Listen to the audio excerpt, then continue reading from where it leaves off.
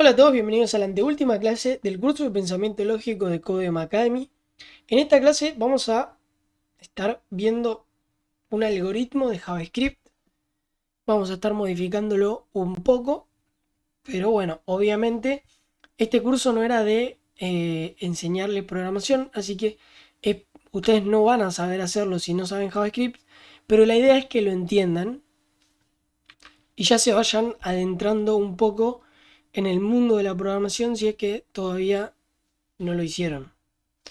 Así que voy a abrir mi editor de código, en el cual ya tengo un algoritmo preparado, que es uno que utilicé como ejemplo en una diapositiva en la clase de funciones, que básicamente esta función que se llama suma, que recibe dos parámetros, ¿no? Recibe A y B.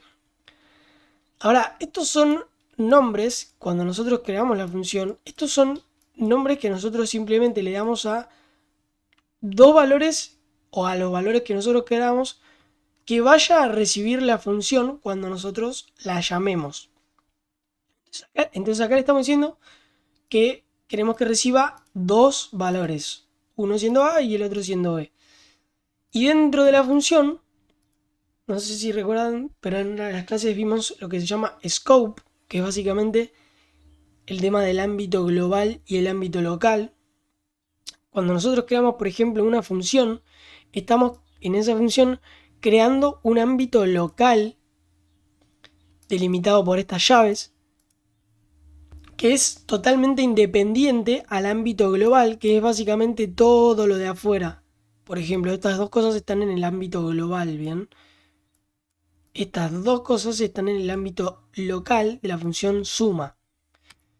Entonces, bueno, dentro de la función suma tenemos una variable llamada resultado, que lo que hace es justamente sumar A y B.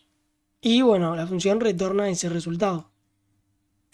Luego, fuera del ámbito local de la función suma, creamos otra variable en el ámbito global en el cual llamamos a la función suma y le pasamos dos valores aleatorios que nosotros queramos que sume.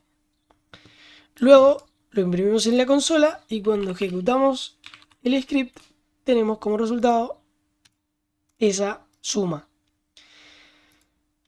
Pero bueno, obviamente nosotros acá podemos poner los valores que nosotros queramos, ¿no? Ahí tenemos 5 más 20 y si lo ejecutamos de vuelta tenemos 25.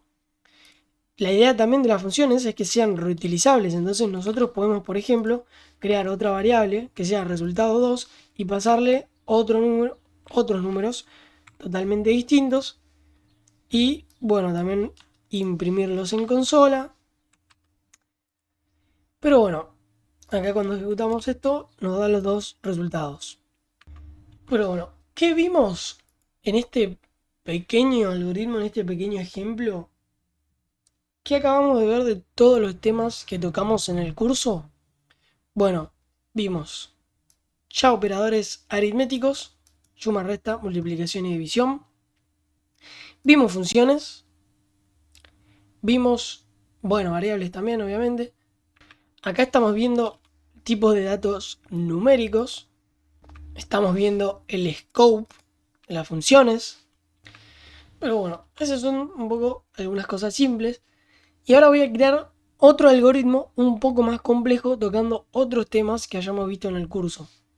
Bien, ya tenemos el otro algoritmo que como le dije, era un poco más complejo.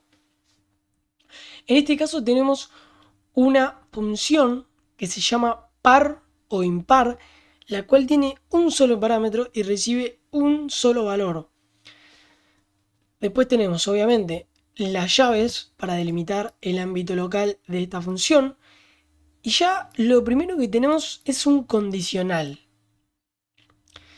Si recuerdan, lo que hacían los condicionales era trabajar con este sistema de verdadero y falso, en el cual si se cumple una condición nos va a dar una cosa como resultado, pero si esa condición no se cumple nos va a dar otra cosa como resultado. Ahora, ¿qué es lo que estamos viendo en este condicional? Bueno, básicamente lo que nosotros estamos diciendo es, si number, que es el nombre que nosotros le dimos al parámetro, donde vamos a ingresar un número posteriormente. Y si recuerdan, yo les había dicho que este símbolo de porcentaje era para que nos devuelva básicamente el resto de una división. Entonces acá nosotros lo que estamos diciendo es que nos devuelva el resto de el número que nosotros ingresamos, es decir, el parámetro dividido 2. Y después de esto tenemos un triple igual 0. ¿Qué quiere decir este triple igual 0? Bueno, si recuerdan también en el curso vimos lo que son los operadores de comparación. Yo les había dicho que dos iguales era para verificar si dos valores son iguales en o tipo de dato o valor. Y después estaba la igualdad estricta, que verifica que los dos números, es decir, el resultado de esto y este número, sean iguales en valor y en tipo de dato. Tipo de dato este siendo número, obviamente. Entonces, básicamente este es un pequeño algoritmo para verificar si un número es par o impar. ¿Por qué? Porque acá le decimos, dividí el número que nosotros te damos por 2 y devolvenos el resto. Y verifica si el resto de esa división es estrictamente igual a 0. ¿Qué pasa si es igual a 0? Bueno, el número es par. Entonces le decimos que nos devuelva este pequeño string, que recuerden que es tipo, en este caso es de texto. El número es par.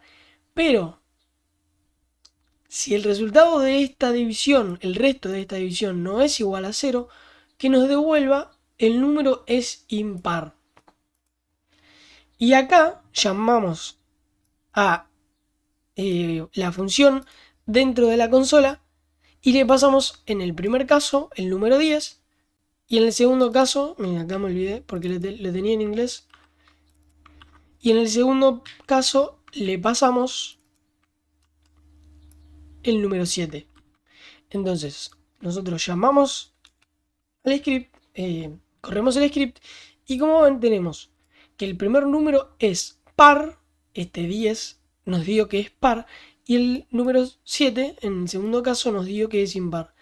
Y nosotros acá podemos ir modificando los valores y ahora por ejemplo nos va a dar al revés.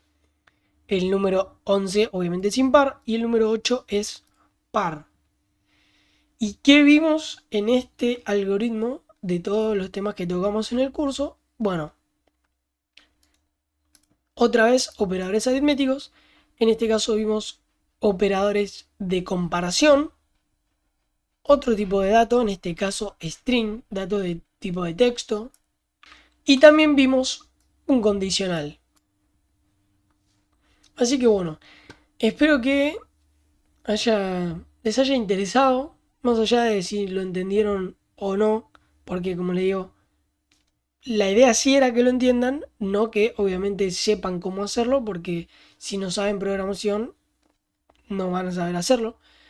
Pero bueno, espero que les haya interesado, que quizás los haya motivado un poquito a empezar programación, pero más que nada que se haya entendido. Así que nos vemos la clase que viene, en el cual vamos a estar creando más algoritmos, pero en Python, que es otro lenguaje que es, bueno, estos dos son los más utilizados hoy en día.